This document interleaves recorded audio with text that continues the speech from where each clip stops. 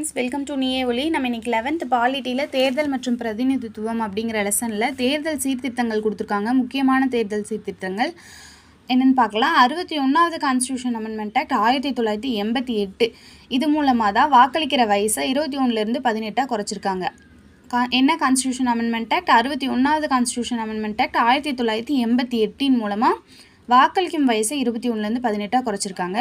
Next year 1989 மின்னணு வாக்குப்பதிவு இயந்திரம் தேர்தலில் பயன்படுத்தியிருக்காங்க. 1989. நெக்ஸ்ட் 1998 அதில் ஒரு அம்சம் ஏற்படுத்தப்பட்டு அது மூலமாக என்னென்னா உள்ளாட்சி அதிகாரிகள், வங்கிகளின் பணியாளர்கள், பல்கலைக்கழக ஊழியர்கள், இந்திய ஆயுள் காப்பீட்டு நிறுவன ஊழியர்கள், கவர்மெண்ட் அதிகாரிகள், கவர்மெண்ட் உதவி பெறுற நிறுவனங்களில் வேலை செய்கிறவங்க எல்லாரும் தேர்தல் அன்னைக்கு டியூட்டியில் ஈடுபடுறதுக்கு காரணமாக இருந்த அம்சம் 1998. நெக்ஸ்ட் இயர் 1999 வாக்காளர்களில் ஒரு பிரிவினர் தபால் வாக்கு செலுத்துறதுக்கான வாய்ப்பை ஏற்படுத்தி கொடுத்துருக்காங்க. 1999. 2003 இராணுவத்தில் பணிபுரிகிறவங்க தங்களோட சார்பாக பதிலி வாக்களிக்கிற முறையை கொண்டு வந்திருக்காங்க.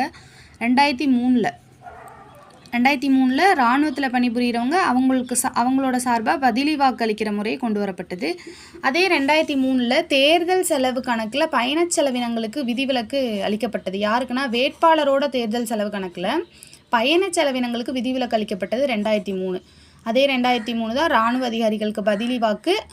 சேம் 2003 வேட்பாளரோட தேர்தல் செலவு கணக்கில் பயண செலவினங்களுக்கு விதிவிலக்கு. 2010 வெளிநாடு வாழ் இந்திய குடிமக்களுக்கு வாக்குரிமை வழங்கியிருக்காங்க.